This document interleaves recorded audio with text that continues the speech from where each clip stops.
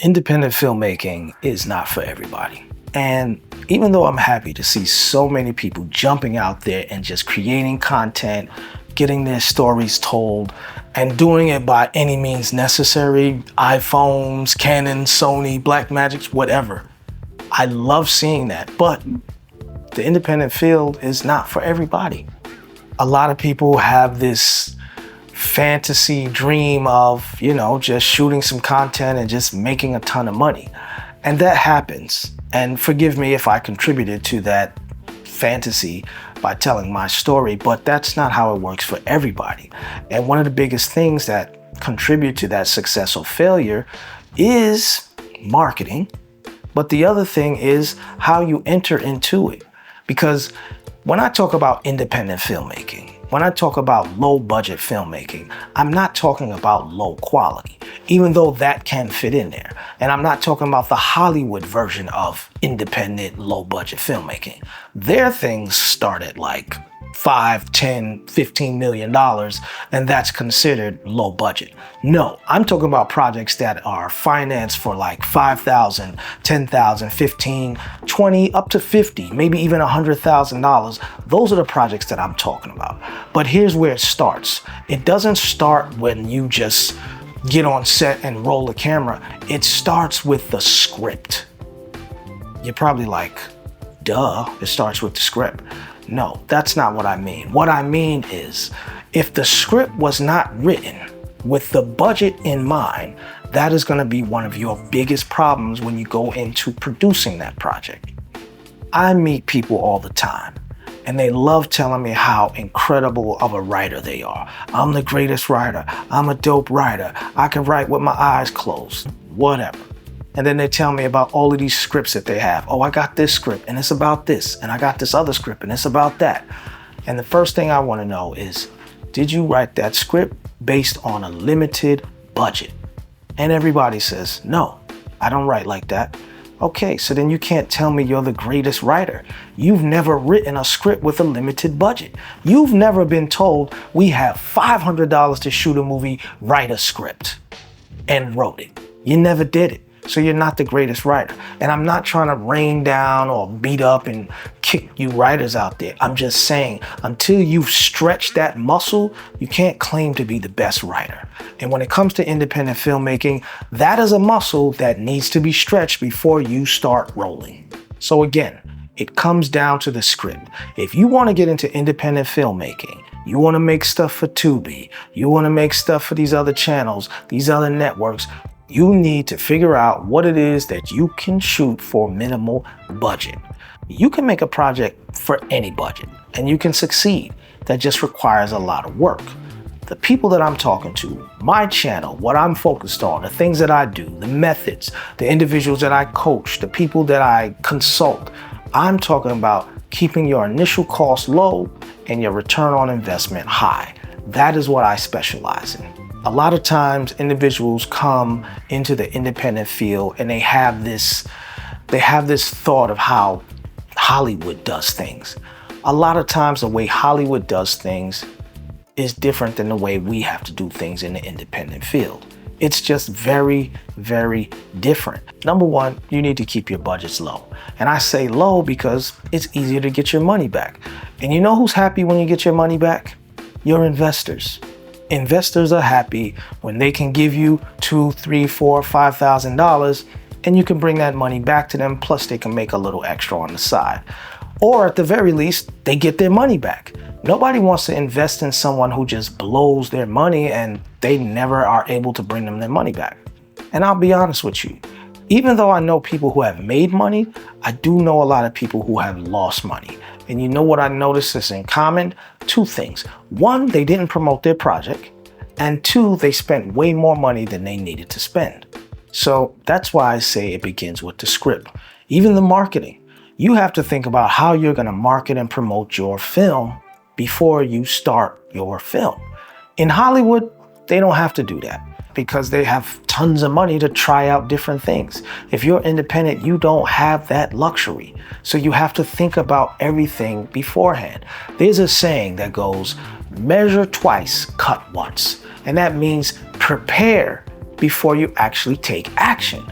There's a funny thing that we say on set. Oh, fix it in post. It's a joke because we're not going to be able to do that a lot of times, even though we can do it in some places. But you have a better chance of succeeding if you prepare to do it before rather than waiting until after to fix all of the blunders.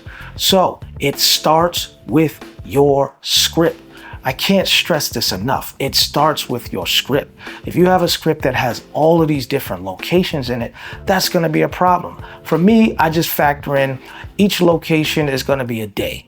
It doesn't always have to be that way. Sometimes the scenes are short. So you can do maybe 2 locations in a day, maybe 3 locations in a day. But me, I look at locations as a problem, because if you have a whole bunch of locations, that means a whole bunch of breaking down and a whole bunch of setting up. And you can't do but so many locations in a single day. And if you add multiple days, guess what? You have problems, because each day you have to pay people. If you have a 10-day production, that's 10 days of fee that you have to pay. Makeup, camera, lights, etc., etc. If you have 3 days, that's a little bit more manageable. Even with the actors, you got to pay them for those days, right? PAs, food, craft services. The longer you make your shoot, the more money you are spending. So it's just in your best interest to keep that short. And how do you keep it short? By starting with a script that is written in a way that is conducive to independent filmmaking. People tend to be brainwashed by the Hollywood way. And that's cool. It is what it is. I look at Hollywood as the boys' club. They created this space and they set the rules and they made sure nobody could get in unless they wanted them in. So a lot of that stuff I just disregarded. But this is what I'm saying. Your script needs to be supportive of your budget. A lot of times you guys get with these writers, or you go talk to somebody and they say, I got a script, or I wrote a book, and look, it could be turned into a movie. But that movie, that script, that book, that concept, that idea was not written to be shot as an independent film. And that's where you run into problems. You taking a script that was designed by the writer to be shot with $2, $3, $4, $5 million, and you're trying to shoot it on $10,000. That is the problem. That is where your problems begin. And if you continue to do that, that is why you're going to keep running into a brick wall. Some of you get caught up in dialogue. You think there has to be dialogue the whole entire movie. You want to have 5 people talking to 10 people, talking to 13 people. That is a sound man's nightmare. And then when you're on set, do you know how long it's going to take to mic all of those people? Do you know how long it's going to take to get adequate audio? You're causing a nightmare because your script was not written for independent filmmaking. Your script was written by someone who thought they had unlimited amounts of money and unlimited amounts of resources. That is why you have to start from the beginning. Either make sure your script is written for independent filmmaking, or make sure you have someone on your team who can go to that script and chop it down so that it can work for independent filmmaking. It all starts with the script. If you want to be successful at independent, low-budget filmmaking, mind you, when I say low budget, I do not mean low quality. You can have a low budget and have great quality. But if you want to succeed in independent filmmaking, if you want to succeed with lower budgets, you have to disregard that stuff that they do in Hollywood. This is a different game. We have different rules, and you can make some incredible projects. You can make some incredible movies, some incredible series, and you can make a decent return if you just follow the rules. Forget about the big Hollywood way on certain things. Some of the things that they do in Hollywood, you can modify to make it fit, and we can learn from that. But some of the things, it will kill you on set. Your writer needs to write with the budget in mind. If you have a writer that's not writing with budget in mind, that's not a good idea. It can be done, but that's not a good idea. Your writer absolutely needs to write with budget limitations in mind. Even shoot days. The longer you make your movie, 10 weeks, 2 weeks, 3 days, you can't shoot that long and expect to stay under budget or in budget. Don't do that. Keep your independent films to a week, tops. Don't go past a week. If you go past a week, you're struggling and you're asking for problems. You can do it. Mind you, I've shot projects at 14 days, I've shot projects at 10 days, I've shot projects at 3 days, I've shot projects at 11 days. So it can be done, but I know how to do it. If you don't know how to do it, don't come into this doing it that long. You're gonna kill yourself. You have to think in a different type of way. And I'm telling you, it all begins with your script. Make sure whoever's writing your independent film is writing with a budget in mind. Of course, a person can write a script and then you can try to figure it out later. That isn't ideal because you may have to cut corners in places that are gonna affect the way that your project looks. And to be honest, that's probably what happens with a lot of these low quality productions.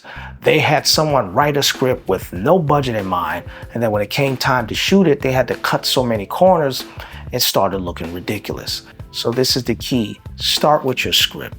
Write a script that has the budget in mind. Then make the best movie that you can make with that script. And I promise you, you will come out on top. That's all for now. Thank you for tuning in. I will catch you on the next video. Like, comment, share, subscribe. And that's it. While you're at it, grab one of my books on Amazon.